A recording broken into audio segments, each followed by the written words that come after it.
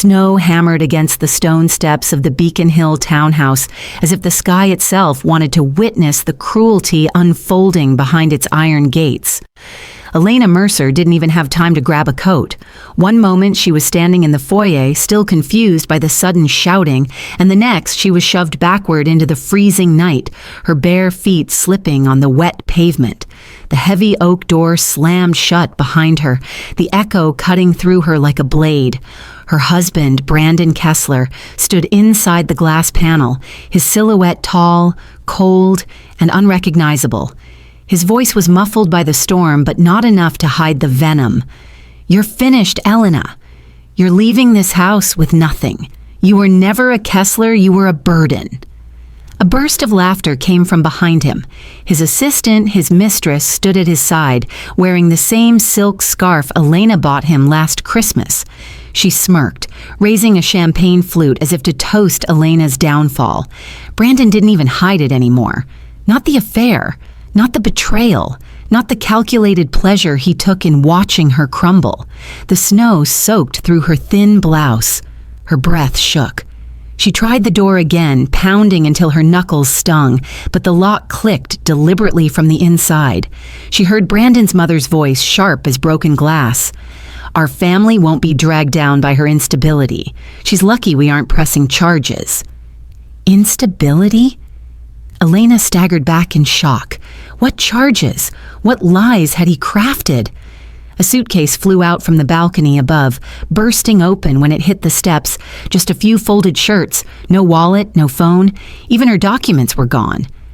Brandon had planned this, every detail, every humiliation. A neighbor opened their window, horrified. "Are you all right? Should I call someone?" Elena tried to speak, but a sob caught in her throat. She couldn't explain something she didn't understand herself. Why had her husband suddenly turned her life into a battlefield? Why tonight? Why like this? A black Mercedes idled at the curb. She recognized the driver, Brandon's family chauffeur. For a second, she thought he had come to help her. Instead, he stepped out, placed a single envelope on the snowy ground, and retreated without a word.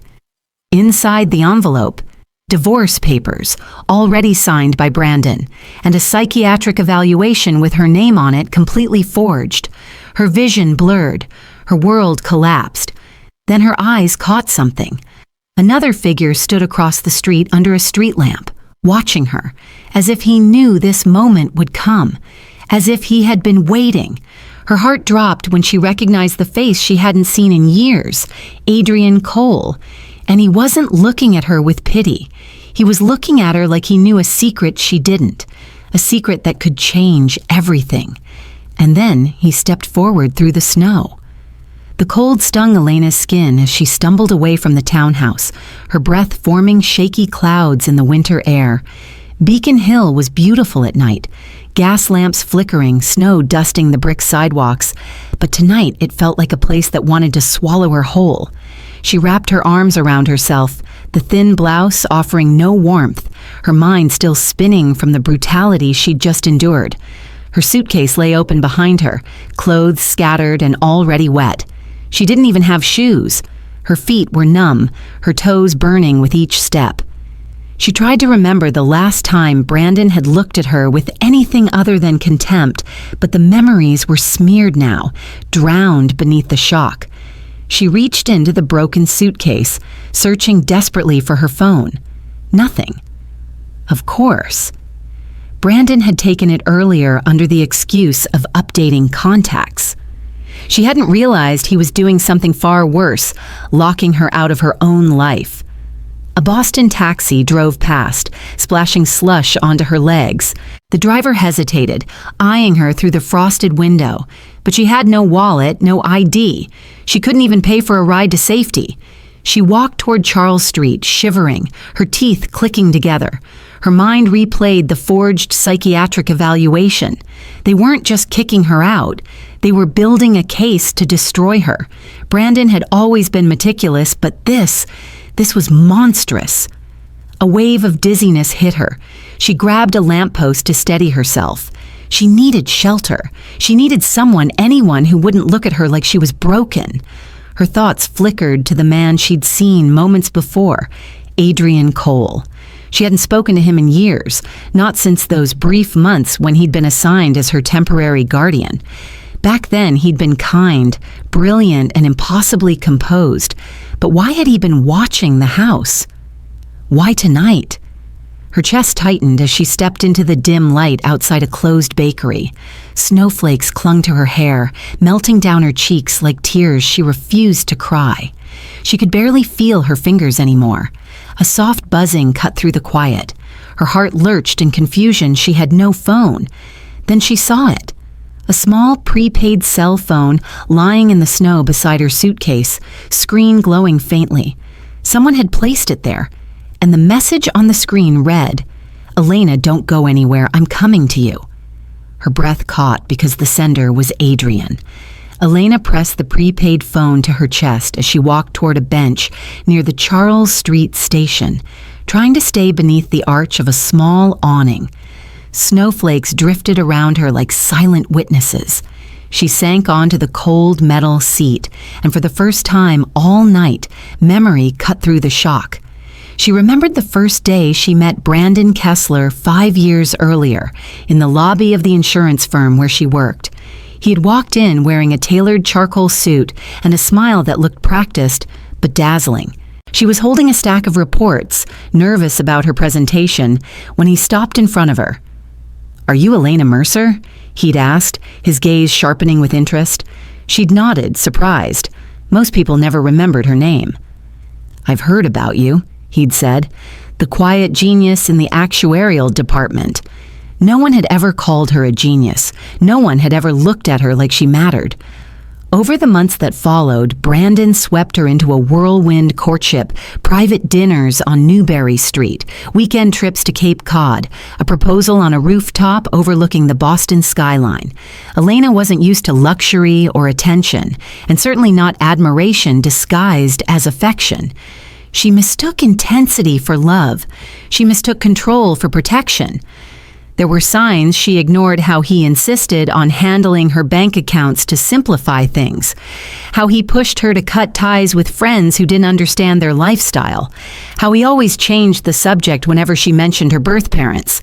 Then came the fights he blamed on her fragile emotional state, the sudden pressure to quit her job, and the quiet whispers that grew into accusations. Tonight, as she sat shivering on the bench, the truth burned through her. Brandon hadn't chosen her out of love. He had studied her, targeted her. Because her last name, Mercer, meant something she didn't know, something he wanted. Her breath trembled as another memory surfaced. Once, during a quiet evening at home, she'd seen Brandon rifling through an old box of her documents when he thought she was asleep. At the time, she brushed it off. Now she knew better. A car approached, headlights cutting through the snow. She tensed, unsure if it was danger or salvation. The prepaid phone buzzed again. "Elena, don't be afraid. I know what Brandon took from you, and you're not safe alone." She looked up as the car door opened. Adrian Cole stepped out, his face shadowed but his eyes burning with purpose. Adrian's car eased to a stop in front of Elena, its heater blasting warm air that wrapped around her frozen skin the moment she climbed inside. For a few seconds she just sat there, trembling, unable to speak. He didn't push her. He simply handed her a wool coat from the back seat, soft, heavy, and far warmer than anything she'd ever owned. "Put this on," he said quietly. "You're shaking." She obeyed, her fingers clumsy and numb. The warmth made her eyes sting. She hated crying in front of anyone, especially someone who had once cared for her in a way she never fully understood. "I don't know where to go," she whispered. "That's why I'm here." His voice carried a certainty she hadn't felt in months, but the moment of safety was short. Adrian asked for the entire truth, everything Brandon had done. As she described the forged evaluation, the abrupt eviction, the missing phone, his jaw tightened. But when she mentioned Brandon's affair and how she'd gone to the law firm earlier that day, his expression shifted sharply. "You went to Kessler and Doyle?" he asked. She nodded. "Alone?" "Yes. I just wanted him to look me in the eye." Adrian exhaled, long and slow. Tell me exactly what happened. The memory slammed into her with vivid clarity. Hours earlier, before being thrown out, Elena had walked into Brandon's gleaming Manhattan law office, a tower of glass and steel that made her feel small the moment she entered. She'd ridden the elevator to the 28th floor, rehearsing what she would say, hoping for even a scrap of dignity. Instead, she was greeted by Brandon's assistant, Lila Hart, a woman with perfect curls and a smile sharp enough to slice skin. "Oh," Lila had said, eyes sweeping Elena's modest clothes. "The wife." Elena forced herself to stay steady. "I need to speak to Brandon. Brandon is in a meeting." Lila shrugged. "But he asked me to give you this." A manila folder. Elena opened it and froze. Inside were photos. Her personal journals scanned, medical forms she had never seen, statements implying she was mentally unstable, unfit, unpredictable. Lila leaned closer. "He's filing for divorce tomorrow. You should start packing." Something inside Elena splintered. Back in the car, Adrian clenched the steering wheel. "Elena, this wasn't just cruelty, this was preparation." "For what?" she whispered. "For a legal war he expected you to lose." He turned to her, eyes dark with determination. "And he doesn't know you're no longer fighting alone." Adrian parked the car in a quiet residential street in Cambridge, far from the gleaming towers of Manhattan and the venom of the Kessler family. Warm light spilled from a coffee shop window nearby, giving Elena a moment to breathe. But the moment she opened the envelope Adrian had retrieved from the snow its edges, stiff and icy, her stomach twisted. Inside were the official divorce papers, cold, precise, cruel. Her name appeared throughout the document, each line more devastating than the last. Brandon accused her of psychological instability, erratic behavior, and financial irresponsibility. He claimed she posed a domestic risk, stating she once had a violent episode he needed to protect himself from. Elena's voice cracked. "I never hurt anyone. I never even raised my voice." Adrian scanned the pages, his eyes narrowing. These claims, they were crafted. Not written. Crafted. He's building a full psychiatric grounds for divorce case. Her breath trembled. Can he do this? Can he get away with it? He can try, Adrian said, but this is a strategic smear campaign, and it means he's hiding something bigger, something he doesn't want you or the court to uncover. Elena felt herself sinking. He's taking everything, Adrian. The bank accounts, the apartment, my reputation, even my sanity. More than that, Adrian said quietly, he wants to erase you, legally, completely, as if you never existed in his life. Her throat tightened as another realization hit her. I signed over financial power of attorney to him last year, she whispered. He said it was to simplify taxes. Adrian, that document, does it give him the right to move my money? What money? Adrian asked carefully. The question stunned her. I don't have any. Adrian exhaled slowly. Elena, you don't know anything about your parents, do you? Not really. She shook her head. The foster system only told me they died in an accident. I never had access to their records. Adrian looked at her then, not with pity, but with something closer to dread. Elena Brandon didn't marry you for love. He married you because of your last name. What does that even mean? She whispered. Adrian folded the papers, his voice low and steady. It means the divorce isn't the beginning of his plan. He met her eyes. It's the cover-up. The warmth of Adrian's car faded quickly as Elena stepped out into the icy air of Cambridge's Central Square. She needed a moment alone, a moment to understand how her entire life had been dismantled in mere hours. Adrian respected her silence and stayed by the car, watching her carefully as if she might collapse at any second. She walked toward the entrance of the station, her legs trembling beneath her. The fluorescent lights flickered overhead, casting a harsh glow on commuters rushing past. She felt invisible among them, just another tired face in a city that never stopped moving. But inside, she was shattering. She sank onto a bench near the tracks, pulling the wool coat tighter around her. She could still feel the cold from earlier, still hear the echo of Brandon's voice filled with contempt, cruelty, calculation. The forged psychiatric report felt like a branding iron pressed into her chest. Once it was submitted to court, the stain would cling to her forever. She pressed her palms to her eyes, fighting the panic clawing up her throat. How could a man who once kissed her forehead every morning now be capable of destroying her so completely? When had the shift begun? Had he ever loved her at all? Footsteps passed by her. Laughter, music leaking from someone's earbuds, people living normal lives, lives she no longer recognized.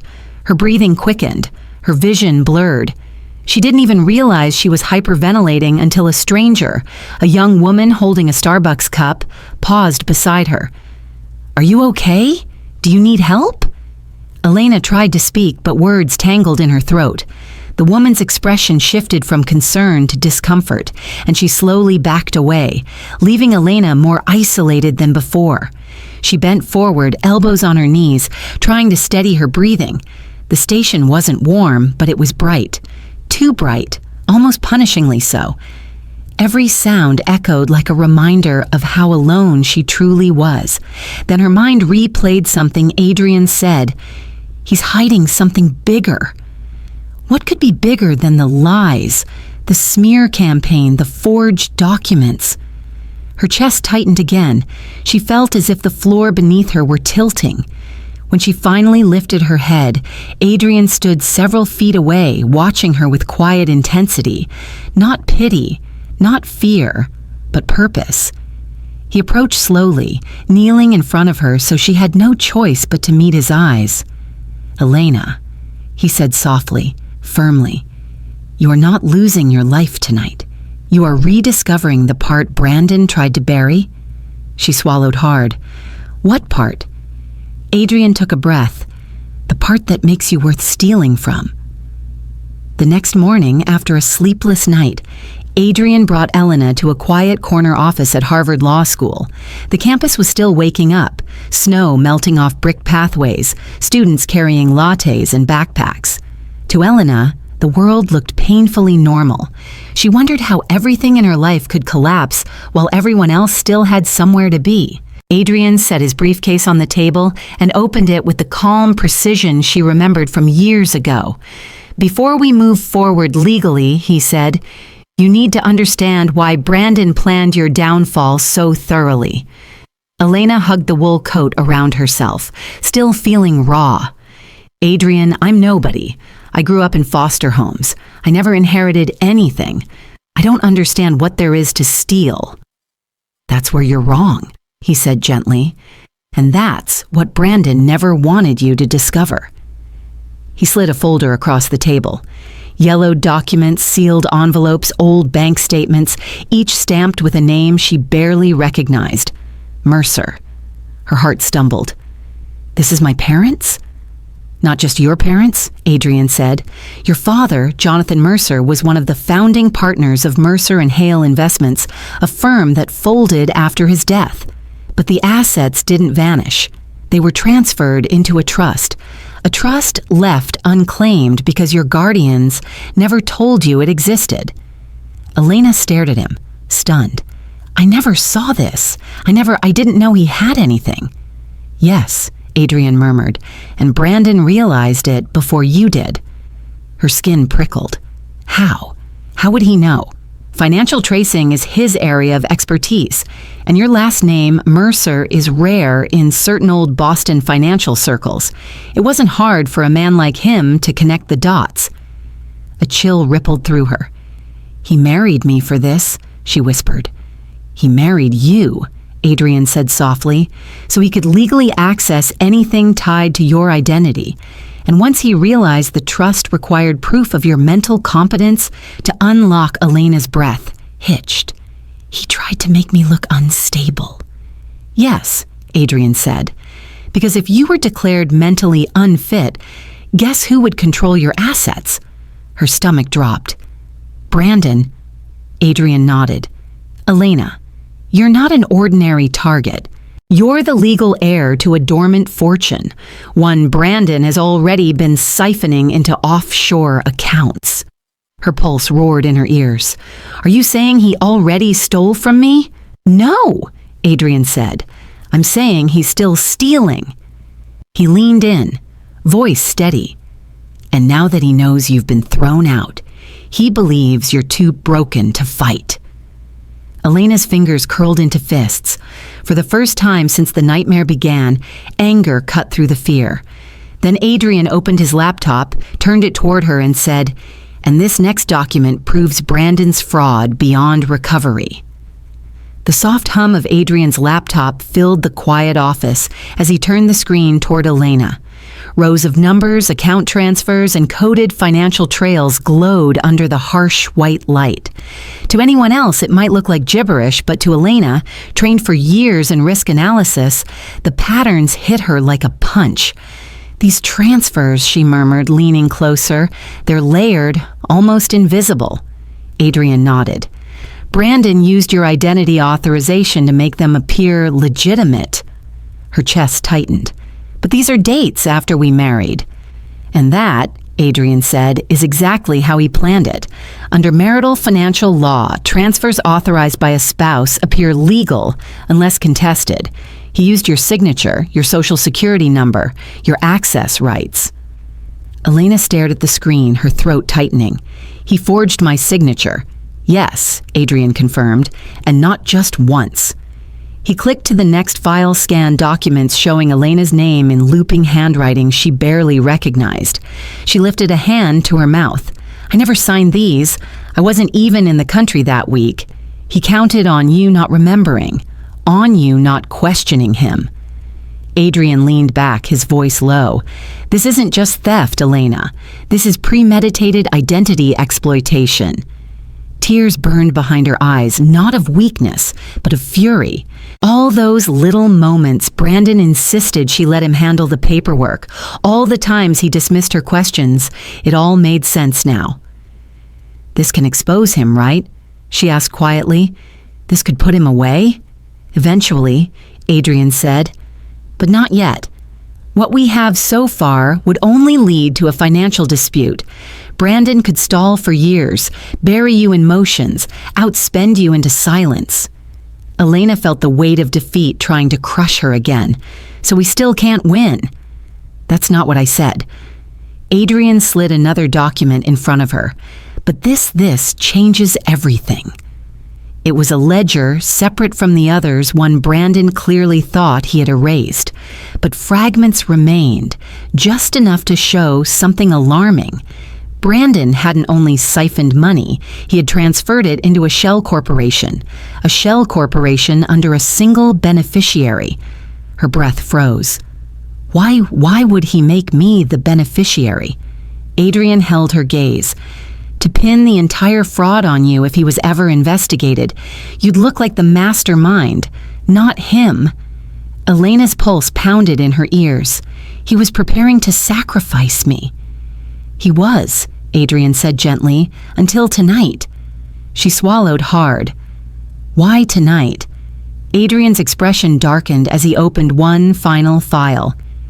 Because this document proves he wasn't just stealing your money, he was stealing your identity. The winter sun was barely rising when Adrian drove Elena to a quiet office he sometimes used in downtown Boston, a small glass-walled workspace overlooking the Charles River. Inside, he powered up a stronger workstation, the kind used for deep financial forensics. Elena could feel the tension building in the room, even before the screens flickered to life. Brandon thought he covered his tracks, Adrian said, but he underestimated two things: digital residue and you. Me? Elena asked quietly. Adrian turned to her. You see patterns most experts miss. It's why he feared you might discover the truth. Her breath tightened as the system loaded encrypted files Adrian had recovered from archived servers, each one marked with a timestamp and Brandon's digital signature. Transfers, authorizations, shell companies, layered like a maze. At first glance, it looked like random activity, but Elena leaned forward, her analytical instincts kicking in the way they used to at her job. These transfers aren't random. They're timed, every 2 weeks, always under the federal reporting threshold. Exactly, Adrian said, smurfing, structuring transfers to avoid detection. Her pulse steadied, not with calm, but with clarity. And these identifiers. She pointed to a recurring code embedded in multiple transactions. This is a trust account marker. He used assets tied to the Mercer name as collateral. Adrian nodded, tapping a key. And here's the part that matters most. A graph filled the screen, an escalating curve, showing millions moving into a corporation called Helix Point Holdings. Elena frowned. I've never heard of that company. You were never supposed to, Adrian said. But look at the incorporator. He clicked. Her blood ran cold. It was Brandon. Brandon Kessler, listed as founding officer, manager, and designated representative. All illegal under the terms of marital financial law. All hidden behind offshore shadows. No wonder he wanted me declared incompetent. Elena whispered. If I couldn't legally defend myself, he'd walk away untouched. Adrian finished. And you'd face the consequences. She stared at the screen, her vision blurring with fury. He had planned to destroy her life, her reputation, and then escape with everything tied to her father's name. Adrian, this is enough to ruin him, isn't it? It's enough to corner him, Adrian said, but not enough to finish him. For that, he opened one more folder. Inside, it was a document showing something far more shocking. A scheduled transfer set to execute in 72 hours. The final sweep. Everything left in the Mercer Trust moved into a private account under Elena's name. That transfer, Adrian said quietly, will make you look like the criminal, not him. Elena felt her heart stop. Unless we stop him first. By the time Adrian and Elena left the downtown office, the city was fully awake. Cars crawled along Storrow Drive, horns echoing, the river glinting with thin sheets of ice. Elena pulled her coat tighter around herself as they walked toward the car, her mind still reeling from everything she had just learned. But she wasn't prepared for the next blow. Elena? Adrian said as he opened the car door for her. There's another piece to this. Someone who might be even more dangerous than Brandon. She blinked. Who? Lila Hart. Brandon's mistress. Just hearing the name made Elena's stomach twist. What does she have to do with any of this? She's not just anything. Adrian interrupted gently but firmly. She's been involved in Brandon's financial schemes for years. She didn't fall into his arms by accident. She helped him build the foundation for this fraud. Elena stared at him. She helped him? She's the one who manipulated internal audits. She's the one who edited documents, and she has access to every offshore account Brandon uses. Elena felt her heart sink. She had gone to Lila earlier, hoping for an ounce of decency. Instead, the woman had humiliated her. Now she realized it hadn't been pettiness. It had been fear. Fear that Elena might discover the truth. What does she gain by helping him? Elena asked quietly. Money, power, and the promise that once you were declared mentally incompetent, she would become his legal partner. She believed Brandon would marry her the moment you were out of the picture. Elena shuddered. That's why she smiled at me that way. Yes, Adrian said. She was looking at a woman she thought Brandon had already destroyed. A hollow ache spread through Elena's chest, raw, humiliating, but transforming slowly into something sharper. Resolve. She's not just dangerous emotionally, Adrian continued. She's dangerous legally. If cornered, she could pin the entire fraud on you to save herself. Elena whispered, so she's willing to burn me alive just to protect Brandon. No, Adrian corrected softly. To protect herself. People like Lila don't love, they survive. Elena swallowed hard, feeling the air thin around her. What do we do? Adrian held her gaze very steadily. We watch her. We follow the financial trail she thinks she erased, and we catch the moment she slips. How will we know when that happens? Adrian unlocked the car, his expression darkening. We already have a lead. She made a mistake last night. Elena froze. What mistake? Adrian turned to her fully. She used your identity too and left a trace she doesn't know exists. Snow drifted lazily past the floor-to-ceiling windows of Adrian's Cambridge office as Elena paced, trying to calm the storm building inside her. She had barely slept. Every new revelation seemed to peel away another layer of the life she thought she had, exposing rot, lies, and manipulation beneath. Adrian was on the phone with a contact at the state registry, trying to retrieve documents tied to the Mercer Trust. His voice was low, steady, controlled. Elena clung to the sound like an anchor. Then the office door opened, and her blood froze. Standing in the doorway, draped in faux sympathy and a designer wool coat, was Margaret Kessler, Brandon's mother. "Elena," Margaret said, her voice sugary and trembling. "Thank God I found you." Elena instinctively stepped back. She had seen that same performance too many times. The dramatic tilt of the head, the trembling hand over the chest. Margaret didn't feel guilt. She performed it. "We're worried sick," Margaret continued. "You left last night, so suddenly Brandon was devastated." Elena almost laughed. Devastated. He had thrown her to the snow. Adrian ended the call quietly and stepped beside Elena, posture protective but calm. "Mrs. Kessler," he said with polite firmness, "this is a private office." Margaret ignored him, sweeping into the room. "Elena, dear, I know emotions were high, but we can smooth this out. If you sign Brandon's agreement, we can help you. Money, housing, therapy, all of it." There it was, the real reason she'd come. Not to help Elena, but to trap her into signing documents that would legitimize Brandon's lies. Elena's stomach knotted. "I'm not signing anything." Margaret's expression twitched just for a second before smoothing back into false compassion. "Sweet girl, you don't understand what's best for you right now. We want to protect you from making dangerous decisions." "Dangerous?" Elena's voice cracked. "Like defending myself?" Margaret lowered her voice. "If you don't comply, the courts will see you as unstable. Brandon has already filed reports. Elena never had a single psychological episode," Adrian cut in sharply. "And we have evidence the evaluations were fabricated." Margaret's gaze snapped to him, suddenly cold, calculating. The mask slipped. Then she smiled, thin, sharp. "You think you know what you're dealing with, Professor Cole. But Brandon is 10 steps ahead. He always has been." She approached Elena slowly, almost theatrically. "Sign the papers. Take the settlement. Walk away quietly. It's your only chance." Elena's heart pounded. She felt the old fear rising. But then Margaret reached into her purse and pulled out a small voice recorder. "Because everything you say next," Margaret whispered, "is going straight to our attorneys."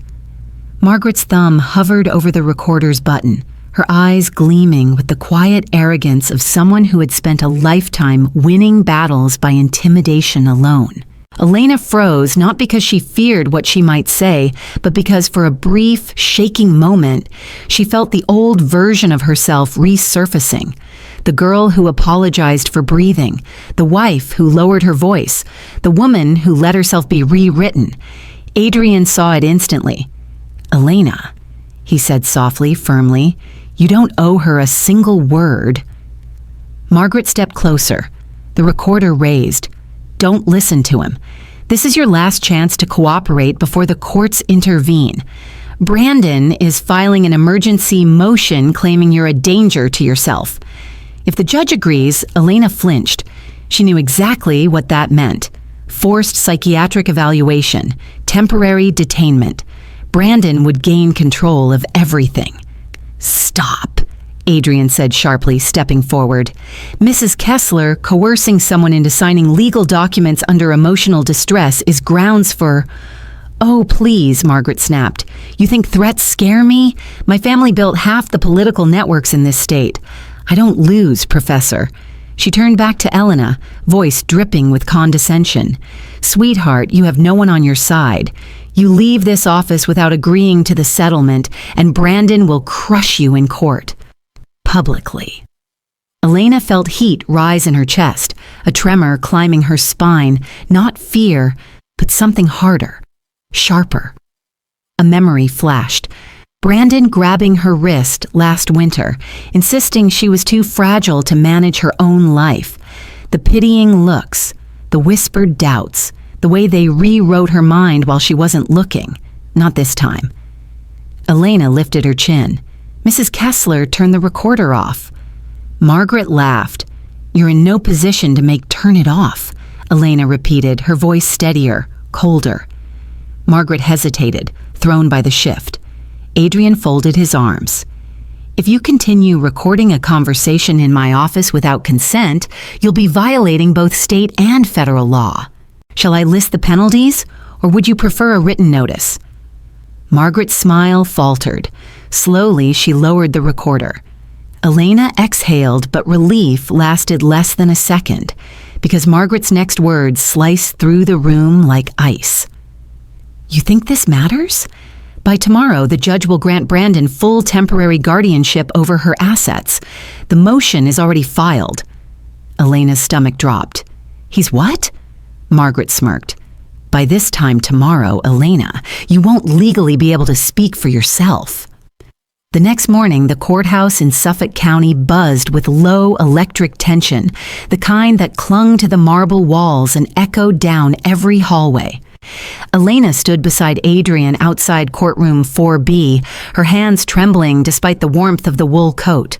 Reporters had already gathered, murmuring her name as if it were scandal, not a person.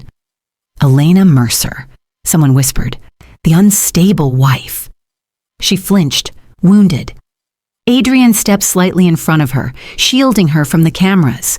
Inside, Brandon sat confidently at the petitioner's table, flanked by two high-powered attorneys in tailored navy suits. Lila, wearing a pristine white blouse and a victorious smirk, sat behind him like a trophy, polishing herself in the courthouse lights.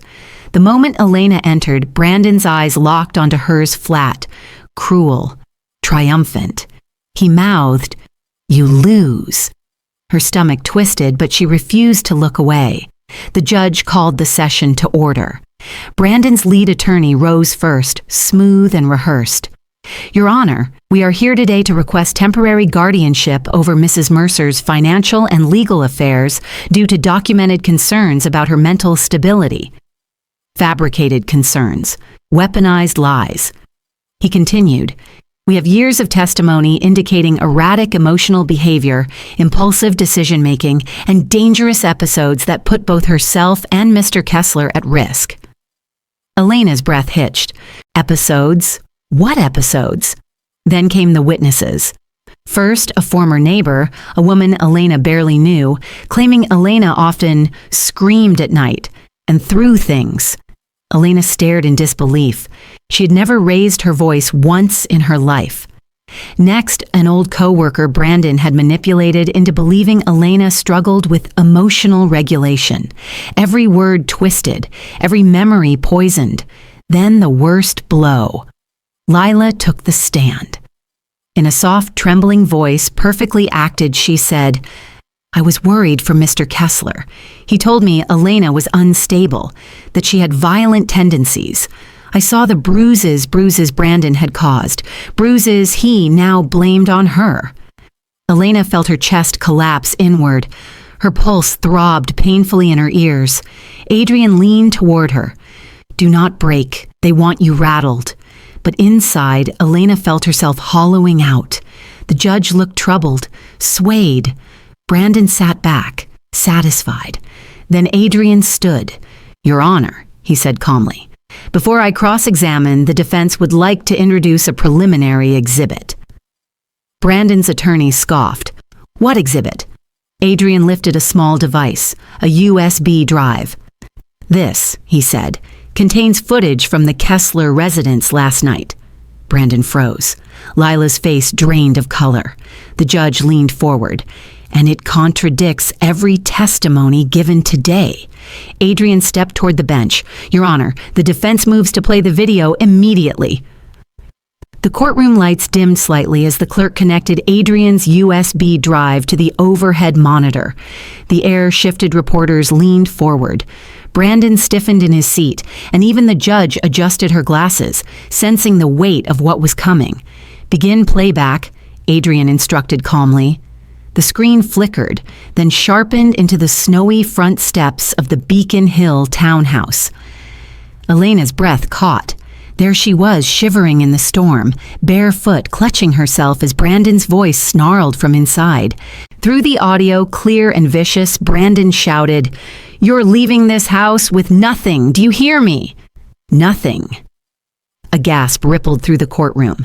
Then came the sound of the heavy door slamming, followed by the cruel laughter of Lila echoing behind him. Her voice, unmistakable, dripped with mockery. "Bye, sweetheart. Try not to freeze." The judge's face hardened. But the footage wasn't done. A second clip played. Margaret Kessler at the top of the stairs, grabbing Elena's suitcase and tossing it down the steps, clothes scattering into the snow. Her voice rang out, sharp and merciless. "You're unstable, Elena. Brandon won't be trapped by you anymore." Gasps turned into murmurs. A reporter scribbled furiously. Brandon's attorneys whispered urgently, panic setting in. Then Adrian activated the third clip. Brandon's voice again, lower this time, but still audible. "Get her out. I already filed the psychiatric claim. By this time tomorrow, she won't even be able to testify." The courtroom erupted. The judge banged her gavel. "Order! Order!" Across the room, Brandon's confident facade disintegrated. His jaw clenched. Sweat dotted his temples. Lila looked as if she might faint. Margaret reached for her purse as if preparing to bolt. Elena felt her knees weaken, not from fear, but from the shock of seeing the truth displayed where the world could finally witness it. The judge turned sharply toward Brandon. "Mr. Kessler, you claimed Mrs. Mercer left voluntarily?" Brandon's attorney stammered, "Your Honor, this context is being misconstrued." The judge cut him off. "I will decide context." Adrian stepped forward.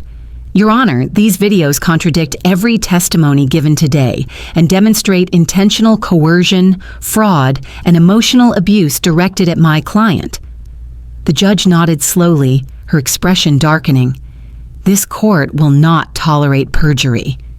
She turned to the bailiff. "Locate Mrs. Kessler's former neighbor and co-worker. They may need to revise their statements." The bailiff nodded and exited the room. Adrian leaned toward Elena. This is the moment the tide turns. But before Elena could breathe, the courtroom doors burst open, an officer carrying a thick envelope. He approached the judge. Emergency evidence just arrived from the state registry. The judge opened it, eyes widening. "Mr. Cole," she said slowly, "did you know Mr. Kessler filed a second petition naming himself full heir to the Mercer Trust?" The sealed envelope from the state registry sat like a live grenade on the judge's bench. The courtroom held its breath as she unfolded the paperwork, her eyes scanning rapidly down the page. Elena felt the world slow around her, the murmurs fading, the air tightening, her pulse thudding in her ears. Finally, the judge looked up. "According to this petition," she said, voice crisp, "Mr. Brandon Kessler submitted an emergency filing, claiming sole heirship to the Mercer Trust, asserting that Mrs. Mercer was mentally unfit to manage it." Lila's gasp cracked the silence. Brandon's attorney immediately jumped to his feet. "Your Honor, that filing was merely a protective measure.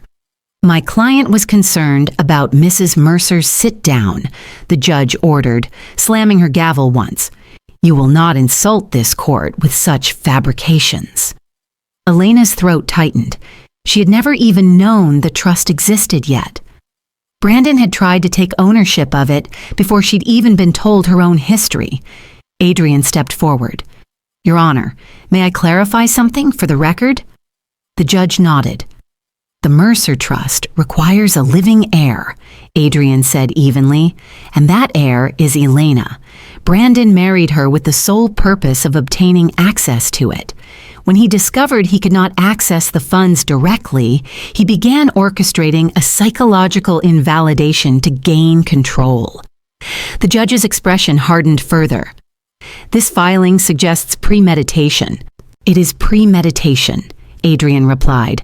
Mrs. Mercer has never applied for mental health accommodations. She has no history of instability. Yet Mr. Kessler filed this petition months before any alleged incidents took place. A ripple of shock moved across the courtroom. Elena's breath caught. Months before the lies, before the staged arguments, before the bruises he later blamed on her. Brandon's entire plan had started long before she'd even noticed the distance between them. The judge turned directly to Brandon. Mr. Kessler, why would you file a petition declaring your wife mentally incompetent before any medical evaluation was requested? Brandon swallowed hard, his fade cracking. I feared for her well-being. Lila shot him a look of pure panic. This wasn't the script they'd rehearsed. The judge snapped, "Your wife's well-being or her inheritance?" Brandon's jaw clenched. For the first time since the hearing began, he had no answer. Adrian stepped forward. "Your Honor, the defense moves for full forensic retrieval of all communications, financial transfers, and medical claims submitted by Mr. Kessler over the past year." Brandon lurched to his feet. "You can't do that. Those files contain privileged." The judge cut him off sharply. "They contain fraud." Her eyes flashed like steel.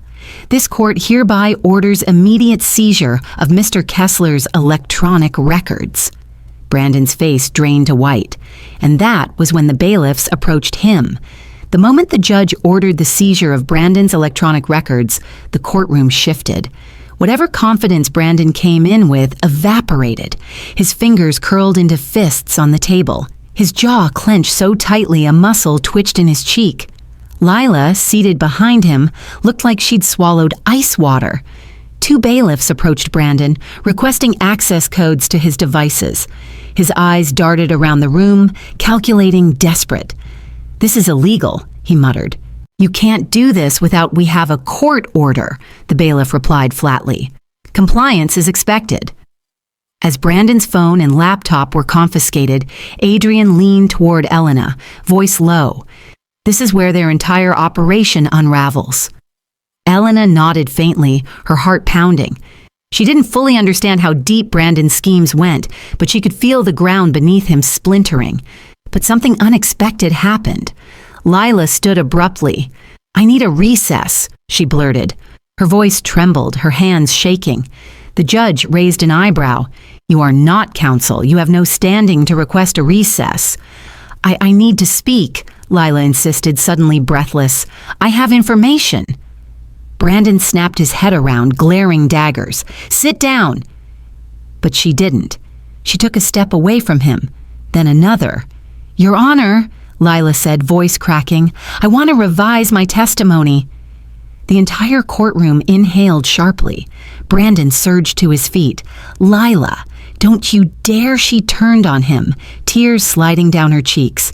"I can't do this anymore, Brandon. I'm not going to prison for you." A murmur rippled through the gallery. The judge leaned forward.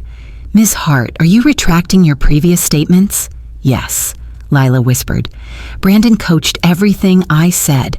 He told me what to claim, what to exaggerate, what to fabricate.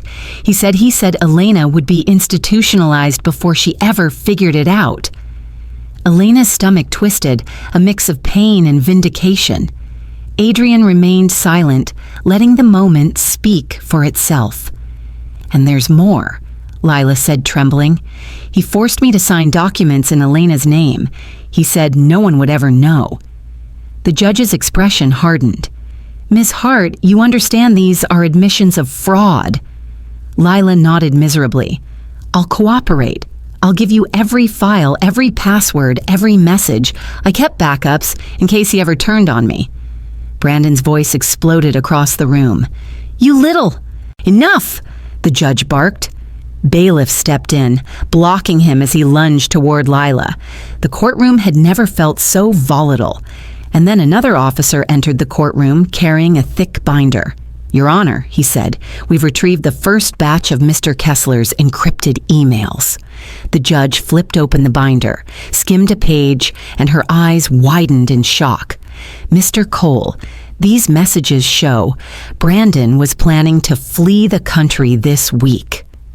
The judge's face went pale as she flipped through the binder of Brandon's encrypted emails. Each page seemed heavier than the last, as if drenched in the gravity of his crimes. She cleared her throat, but her voice trembled with restrained outrage.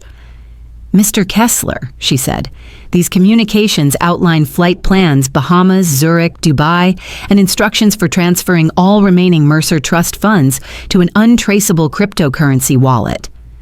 A murmur exploded across the gallery. Elena felt the air vanish from her lungs. Brandon hadn't just been planning to steal her inheritance. He was planning to disappear, with everything. Brandon's attorney scrambled, sweat beading along his collar. "Your Honor, these emails could be fabricated." The judge's glare silenced him instantly. Adrian stepped forward. "Your Honor, this proves intent to evade federal jurisdiction and commit large-scale financial fraud." Brandon slammed his palms on the table. "This is blown out of proportion. Those were hypothetical contingency drafts." "Hypothetical?" Adrian cut in coldly. "Is that why you booked a one-way flight under an alias this morning?" Brandon's face reddened violently. Lila covered her mouth as if she might be sick. The judge motioned for the bailiffs. Mr. Kessler remained seated. But Brandon didn't. He shoved his chair back, pacing like a cornered animal. "I did everything for her. She's ungrateful. A nobody who wouldn't even have a life without me." Elena flinched, but something inside her, something quietly burning for weeks, finally ignited. She rose. Her voice was steady. "Say my name, Brandon." He froze mid-step, chest heaving. "What?" "Say my name," she repeated. He scoffed. "Elena. Elena Mercer. What does it matter?" The judge straightened sharply. "Mercer?" Adrian's lips curved into a calm, devastating smile. "Yes, Your Honor. Elena Mercer, daughter of Jonathan Mercer, founding partner of Mercer and Hale Investments." Whispers erupted like shockwaves. The judge looked stunned. Mercer, the dormant trust valued at $378 million. Brandon went white, completely, terrifyingly white. Adrian continued. "Mr. Kessler filed to become sole heir to that trust, fraudulently, premeditated, and without the court's knowledge of Mrs. Mercer's lineage." Reporters bolted for the hallway, calling editors, scrambling to rewrite everything they thought they knew. Elena didn't move. She watched Brandon break. This isn't possible," he stammered. She didn't know she couldn't. Adrian stepped closer to him, voice calm and lethal. "She knows now."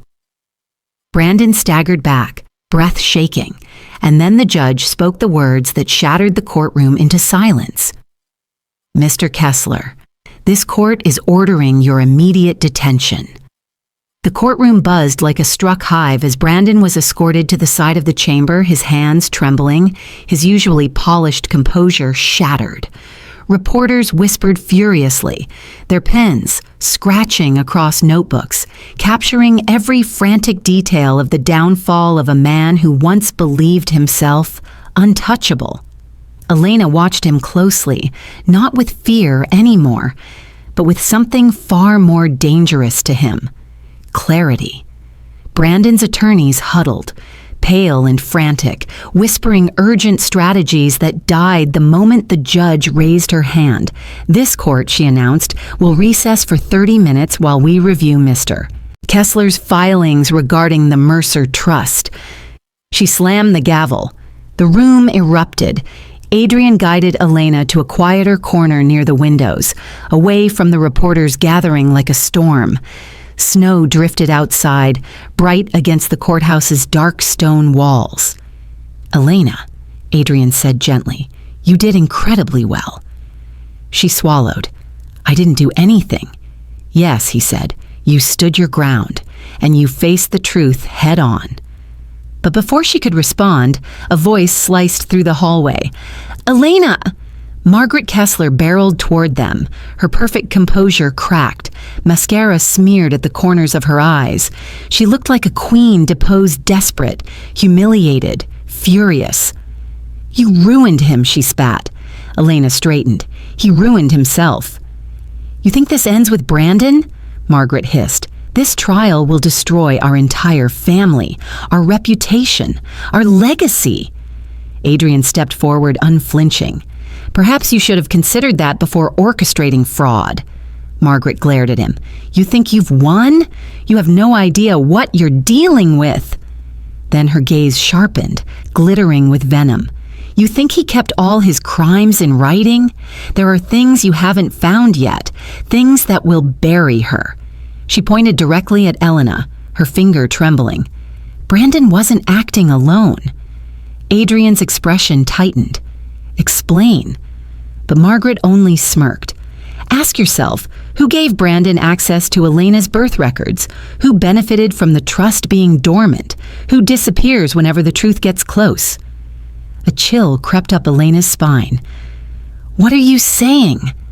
"I'm saying," Margaret whispered, leaning close enough for only Elena and Adrian to hear, "that the trust wasn't untouched." Elena's heart thundered. Someone else stole from it? Margaret straightened her coat, her rage fading into something cold and triumphant. "You're not fighting one enemy." She glanced toward the courtroom doors. "You're fighting two." Adrian frowned. "Who?" Margaret smiled. "The one who opened the trust long before Brandon ever met her." When the courtroom reconvened, the tension was thicker than the winter air outside. Reporters filled every bench, phones lifted, hungry for the outcome that would send shockwaves through Boston's elite. Elena stood beside Adrian, her pulse racing not from fear, but from the crushing weight of Margaret's final revelation. A second enemy. Someone who had stolen from the trust long before Brandon. Someone still unknown. But the judge entered, and all noise died instantly. "Please be seated," she commanded. Brandon was escorted back inside, wrists free for now, but flanked by two officers ready to restrain him at the slightest provocation. His face was ashen, rage simmering beneath humiliation. The judge adjusted her glasses, then lifted a stack of documents. "This court," she began, "has reviewed the petition filed by Mr. Kessler, as well as the evidence provided by Mrs. Mercer and her counsel." Her gaze moved to Elena, steady, unyielding. "It is the ruling of this court that Mrs. Elena Mercer is mentally competent, of sound judgment, and the rightful heir to the Mercer Trust." A wave of emotion surged through Elena's relief, grief, vindication. The judge continued, voice growing sharper. "Furthermore, this court finds substantial evidence that Mr. Kessler engaged in premeditated fraud, identity manipulation, and exploitation of marital privileges for personal financial gain." A gasp rippled across the room. Brandon dropped his head, shoulders collapsing inward. The judge wasn't finished. As such, the court denies Mr. Kessler's petition for guardianship, nullifies all associated filings, and grants Mrs. Mercer full legal control over her inheritance and financial estate. Elena's knees nearly buckled. Adrian steadied her gently. "But then in addition," the judge said, her tone turning razor sharp, "the court authorizes a criminal investigation into Mr. Kessler's actions, including attempted flight and money laundering." Brandon snapped. "This is a setup. She doesn't deserve any of it. She's nothing but Mr. Kessler," the judge cut in. "Say one more word and I will hold you in contempt." He fell silent, chest heaving. The judge turned her attention to Adrian. "Professor Cole, the evidence concerning the trust also indicates irregular withdrawals dating back over 10 years. Adrian stiffened. "Your Honor, 10 years? That predates Brandon's involvement." "Yes," the judge said, "meaning another party was accessing funds." Elena felt her breath stop. The judge closed the folder. "Mrs. Mercer, it appears the fraudulent activity goes deeper than your husband."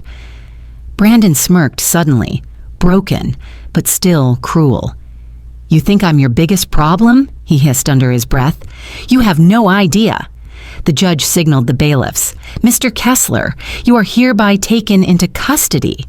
As he was escorted out, Brandon looked back at Elena, eyes burning. "Find out who really stole from you, Elena, before they find you first." The courthouse emptied slowly, voices echoing down the marble halls as if the building itself needed time to process everything that had unfolded. Elena stepped outside into the crisp Boston air, the snow now softening into gentle flakes that brushed her cheeks like a promise of something new. For the first time in years, she felt weightless. Not because the pain was gone, pain never vanished so easily, but because truth had finally cut through the darkness that had smothered her life.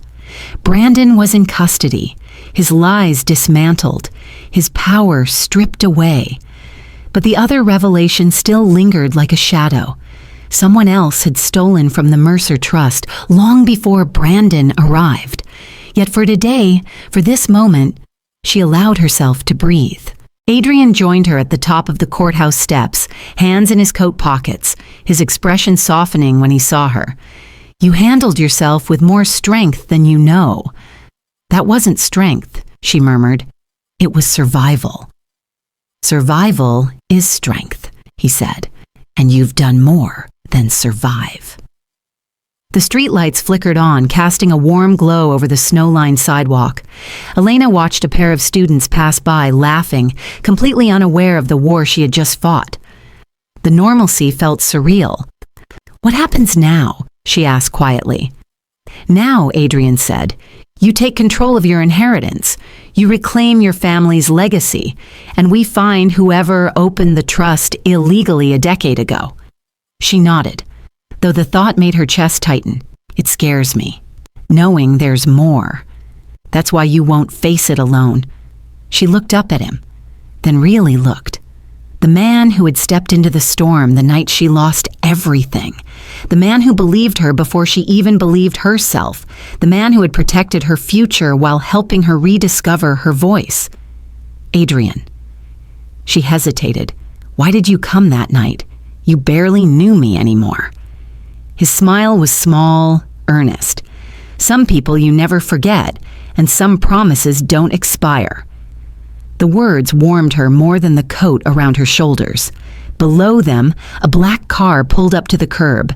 Not a police car, not a threat. A private sedan arranged by the court to take her to temporary protective housing until the trust investigation reached its next stage.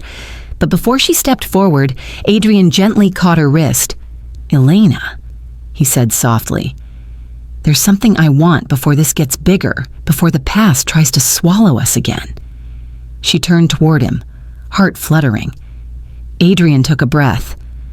"When this is over, I want to build a life with you, if you'll have me." Her eyes brimmed, not with sorrow this time, but with something painfully, beautifully earned. "Hope," and she whispered, "Yes." Well, that brings our story to a close.